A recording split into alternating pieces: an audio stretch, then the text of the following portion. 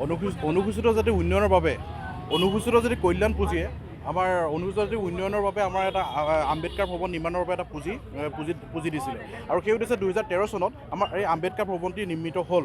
সেই আম্বেদকাৰ ভৱনটি নিৰ্মিত হ'ল যদিও আমাৰ অনুসূচিত জাতিৰ মানুহসকল এতিয়াও মানে সেই সুবিধাৰ পৰা বঞ্চিত হ'ব লগা হৈছে।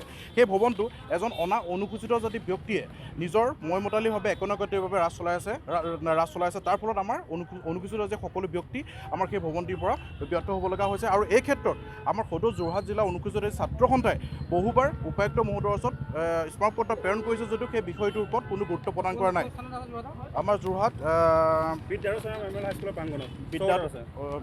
বিদ্যাধৰ আতলীয়া গাঁৱত আছে। আৰু সেই উদ্দেশ্যে আমি পুনৰবাৰ কেন্দ্ৰীয় সমিতি আৰু যোৰহাট জিলা অনুসূচিত ছাত্ৰ সন্থাই পুনৰবাৰ আমি DC মহোদয়ৰ ওচৰত স্মাৰকপত্ৰ প্ৰেৰণ কৰোঁ। আৰু যদি আমি 3 দিন সময় দিছোঁ, যদি পুনৰবাৰ যদি আমাৰ এই গুৰুত্ব প্ৰদান নকৰে তেতিয়াহ'লে কিন্তু আমাৰ অহা সপ্তাহত আমি গণতান্ত্ৰিকভাৱে তলাবন্ধ প্ৰতিবাদী কাৰ্যসূচী ল'ম বুলি আমি অনুসূচিত ছাত্ৰ সন্থাই দাবী উত্থাপন কৰিছোঁ। আৰু এই ক্ষেত্ৰত ইয়াৰ পিছত হ'বলগীয়া পৰিস্থিতিৰ বাবে কিন্তু আমাৰ অনুসূচিত ছাত্ৰ সন্থা কোনো পধ্যেই জগৰীয়া নহ'ব। অনুসূচিত জাতি কল্যাণ সঞ্চালকৰ যোগেদি অনুসূচিত জাতি ৰাইজৰ সুবিধাৰ্থে উক্ত ভৱনটি নিৰ্মাণ হৈছিল।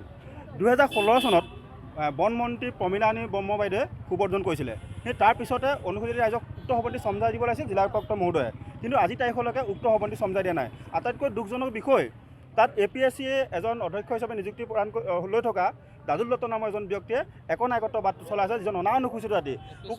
উক্ত ভৱনটি অনুসূচিত জাতি সুবিধাৰ্থে নিৰ্মিত হৈছিলে। চাওক, আজি যোৰহাটবাসী অনুসূচিত জাতি ৰাইজৰ সুবিধাৰ্থে কিছুমান আঁচনি অনুসূচিত জাতি কল্যাণ সঞ্চালকেদি প্ৰদান কৰা হয়। সেই সামগ্ৰীখিনি আজি তাৰিখত মানে ইয়াত মহকুমা জনকল্যাণ বিভাগ কাৰ্যালয়ত সামগ্ৰী মজুত ৰাখিবৰ কাৰণে ঠাই নাই, কিন্তু অনুসূচিত জাতি সুবিধাৰ্থে সেই সামগ্ৰীখিনি আজি কেইদিনমানৰ আগতে উক্ত ভৱনটিত থোৱাৰ ব্যৱস্থা কৰিছিলে মহকুমা জনকল্যাণ বিষয়াগৰাকীয়ে। কিন্তু দাদুল দত্ত নামৰ ব্যক্তিজনে অশালীন বক্তব্যৰে উক্ত মহকুমা অধিপতিগৰাকীক মানে সামগ্ৰীখিনি থ'বলৈ নিদিয়ে।